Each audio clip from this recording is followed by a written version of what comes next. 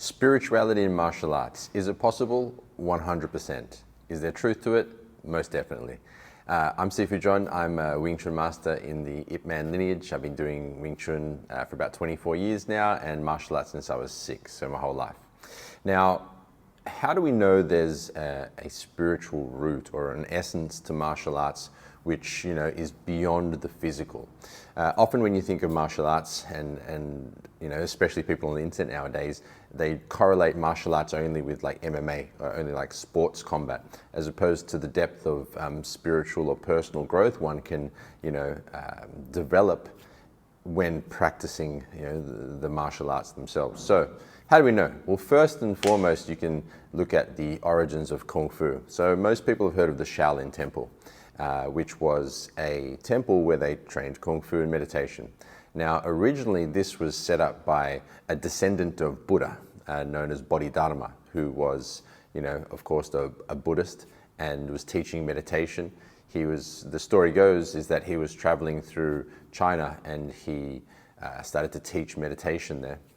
And as they'd set up their temple, they needed to defend themselves, so he began to start teaching them martial arts in alignment with meditative principles. So, a part of the origin of Kung Fu, which is obviously one of the most oldest martial arts there is a origin in the depths of spirituality. So meditating for one's own enlightenment, for spiritual liberation, was a part of the essence of the origins of Kung Fu itself. Now, that's historical, and you can look back at other martial arts, such as Aikido, who the founder calls it the way of peace. And you can look back through history and find ways and reasons for it to be spiritual. But the question becomes is there an actual practical, experiential part where I can evolve into the feeling of developing my spirituality? Now, I initially started off with Taekwondo and then boxing, and then I moved into Kung Fu and meditation along those lines. And the attractive part about the Wing Chun lineage I was in is that they had a hint of mind force and using one's energy and using something greater than just the physical body to develop power and to cultivate oneself in training. And in deeper research and experience, I was curious, is there really a spiritual root or essence in Wing Chun? Like, what is that? Can one evolve both martially, personally, and spiritually through their Kung Fu training? Absolutely you can. There's even if you look into Tai Chi systems and Wing Chun originally, before, there's a book called The Creation of Wing Chun where it talks about how Ip Man actually took out the meridian work and the elements work, so working with the elements, and the more spiritual side of it due to the Chinese Cultural Revolution and wanting to modernize it to a degree that it was more acceptable to the public at the time with the more scientific mindset. Now, when you practice, right, obviously, you're using your mind, you're using your body, your emotions, you have emotions, and your energy. So you're using all of these qualities in your training.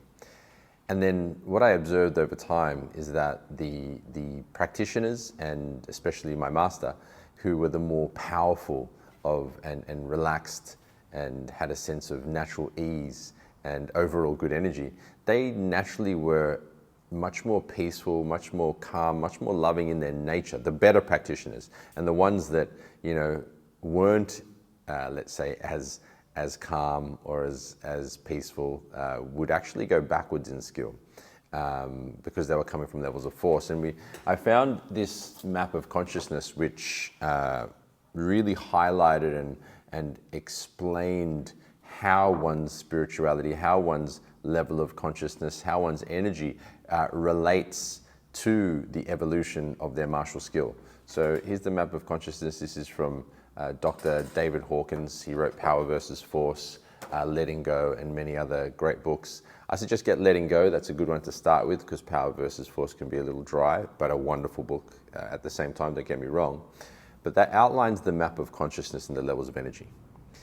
Now, why is that important? Because in regards to spiritual work, if you want to use that term, then the ultimate would be moving up to a sense of enlightenment. And moving up through the levels of courage, acceptance, through to love, unconditional love, joy, peace, and so on and so forth. So, our spiritual life, in simple terms, is about aligning with something greater, something more than just our physical dimension. And in the teachings of Dr. Hawkins, he explains how the different levels of energy, consciousness, or spirit, call it what you want, how they, link to and work with humans and life itself. So essentially you can think of the map of consciousness like, a ton of different radio stations. Let's just say 1,000 different radio stations that can be attuned with via intention. So us as humans can use our intention and our attention, right? And via intention, you can align with a level of consciousness. Now, this is one of the real practical ways, because you can start to get an experience with it, on how you can see that, spirituality and martial arts have a link, right? How your development on a spiritual level can manifest itself on a martial level. So let's just say, someone's in a lower level of energy. So the lower levels are the force levels, the higher levels are the power levels. And this line across the middle is the line of integrity, so to speak, where you move from force into power. Now, if you're on the lower levels, like you're in pride or anger, and you're expressing yourself in a certain way, there's definitely a level of tension, force, and pushing up against things. You can even do a simple exercise now where you can bring an angry or thought to your mind, or think of someone that you hate or hates you, and then do a simple movement like a roll down. So where you kind of go from a standing position to roll down, and bring that angry thought into your mind and that person that doesn't like you, and roll down as you think about that. Observe the emotional quality in your system and feel the physical sensations in your system as you do it. Now, bring to your mind someone you love who gives you an expanded energy, a calmer, softer energy, someone that you love and they love you, and then do the same roll down as you do it. And notice the amount of tension in your system, the quality of the movement, and your overall emotional quality as well. So that's just a simple example of seeing how alignment with intention, which is essentially a frequency and an emotion that comes with it, influences your physical capacity. So, any martial artist would know that when you're inspiring or you're doing your drilling, your techniques, you want to have a relaxed and focused body. You don't want to be tensing up, because tensing up wastes excess energy, locks you on the spot. And sure, there is a time and place for tension in certain martial arts. However, generally speaking, you want to have a relaxed, fluid, spontaneous, free body. And the more open, relaxed, calm your energy is, the more your body will be released, relaxed, and open. So is there, a spiritual route to martial arts? Is there a spiritual link to martial arts? Absolutely, in my opinion. Because the greater you can link with what's called your spiritual intention, meaning your intention for your spiritual life, but this also means your way of being in the world. So to be peaceful, loving, kind, powerful, free, prosperous, whatever it might be. So on that overarching, expanded directional level. So what are you aiming at as your way of being in the world? Bringing that into your awareness then allows you to start to align with that frequency, so you can start to bring that into your activities. Now, the way we use it in our Kung Fu system is that we center in our intention. So in prior videos, you might have seen we work on centering, meaning softly draw it from the base, sense the space in your center, visualize it with light as well, so you're concentrated in your central column. And then as you focus in your central column, you bring your highest intention to mind. So that starts to uplift the quality of energy within your mind, heart, body, within your system, within your center. So that you can start to, just feel good and control your mental and emotional condition via the influence of your intention and attention. So intention towards peace, for example, and attention in my center, aligning those two, so you start to develop a peaceful center. So you start to just feel good in life. However, you're able to generate more power from that because your center is more open, more free and expanded. So when you move, you can actually generate more, defensive and offensive power and potential. So there's a definite link to developing yourself spiritually and also martial skill as well, but the main point is that apart from, the fighting side, the martial side, the actual spiritual upliftment and just starting to be able to influence your emotions, and not only that, let go of upsets and negativities, because one part in spiritual growth is alignment with greater. So, an awareness or a devotion to something more divine, more greater than oneself. But another part is a letting go. It's a surrender. It's a release of negativities, kind of like the yin yang symbol, right? It's like you could call it a balance. However, it's a letting go, it's a release, it's a surrender of blockages. So on that journey, that discovery of the spiritual essence in martial arts, it seems that you've got two very obvious directions that you can align with and utilize to start to get that sense of upliftment spiritually, to start to feel better, to start to have a better sense of control and discipline and focus. Number one, alignment with spiritual intention. You make a decision: peace, joy, love, power, kindness, prosperity, freedom, whatever, right? You choose something as your overarching intention and you get yourself into vibrational alignment with that. Meaning, what does that feel like on an emotional level? What is the feeling and the emotional content that comes with that intention? And then as you center yourself, you concentrate in the center and you put your mind on your intention, you start to influence your internal frequency. So you can feel and focus in the way you want to, right? So there's that part, there's intention and alignment.